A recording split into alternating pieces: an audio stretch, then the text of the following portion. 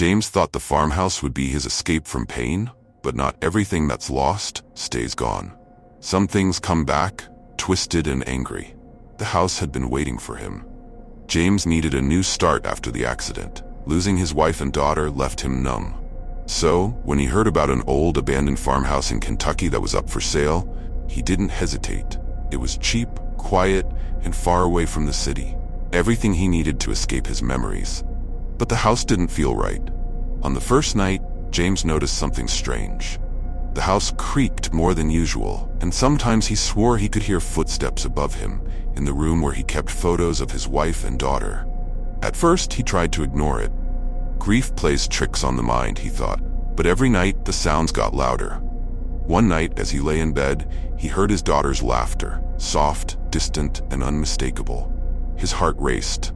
She had been dead for months, but there was no mistaking that sound. He followed the laughter upstairs, his flashlight flickering in the dark.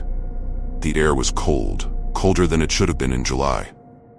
As he reached the top of the stairs, he saw them, his wife and daughter, standing at the end of the hallway, their faces pale, their eyes empty. "Come back to us, Daddy," his daughter whispered, her voice echoing unnaturally.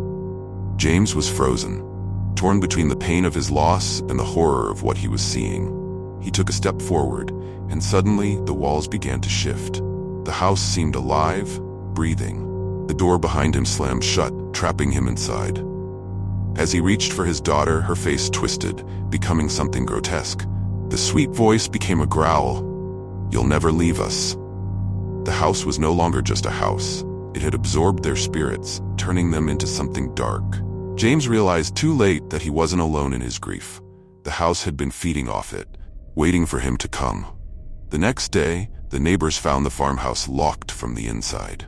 James was gone, but if you listen closely at night, you can still hear his wife and daughter laughing, waiting for their next visitor.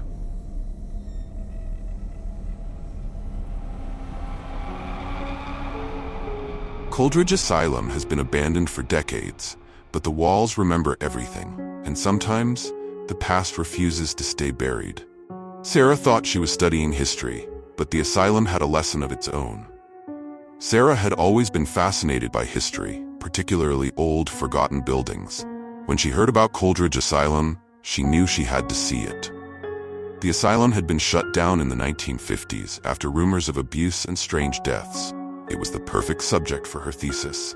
She arrived in the late afternoon, the sun casting long shadows over the crumbling structure. The asylum was massive, its windows shattered, the air heavy with the scent of decay. Sarah felt a chill run down her spine, but she shook it off. It was just an old building after all. Inside, the silence was suffocating.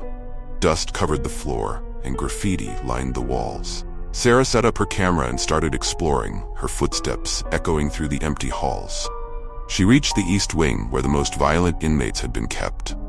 That's when she heard it, a faint tapping, like someone knocking on a door. She followed the sound to an old cell, its door slightly ajar. As she stepped inside, the temperature dropped sharply. Her breath fogged the air. On the wall, someone had scratched words into the stone. "He's still here." Suddenly, the door slammed shut behind her. Sarah's heart pounded. She turned, but the door wouldn't budge. Then she felt it, a presence, cold and heavy, pressing against her. She heard whispering, incoherent at first, but then clearer. "They'll never find you." A shadow moved in the corner of the cell. Sarah's flashlight flickered as a figure stepped into the light. It was a man, dressed in an old asylum uniform, his eyes wide with madness. He grinned at her, his teeth broken and sharp. "You're not supposed to be here," he whispered. Sarah backed into the wall, her mind racing. She had read about this man, Thomas Caldwell, a patient who had murdered 3 doctors before disappearing. His body had never been found.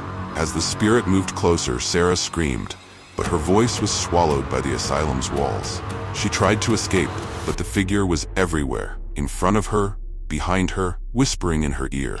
The next morning, the authorities found her camera, but Sarah was gone. The only clue left was a single message scrawled on the wall in her handwriting. "He's still here."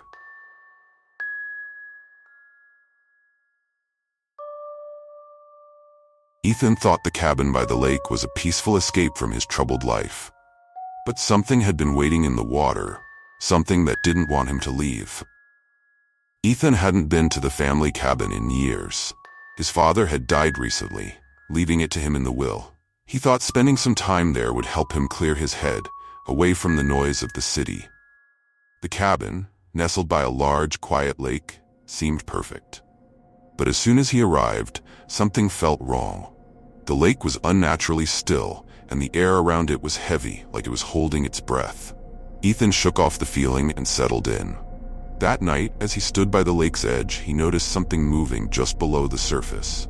A figure, pale and twisted, barely visible in the moonlight. He blinked, and it was gone. Just his imagination, he thought. The next morning, Ethan found wet footprints leading from the lake to his front door.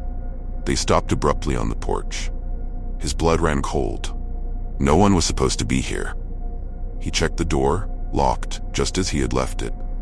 As the day passed, strange things continued. At night, he heard soft knocking from the lake, as if someone was tapping on the surface of the water, begging to be let out. The knocking grew louder each night, and Ethan started seeing her. The woman from the lake, her face pale, her eyes hollow.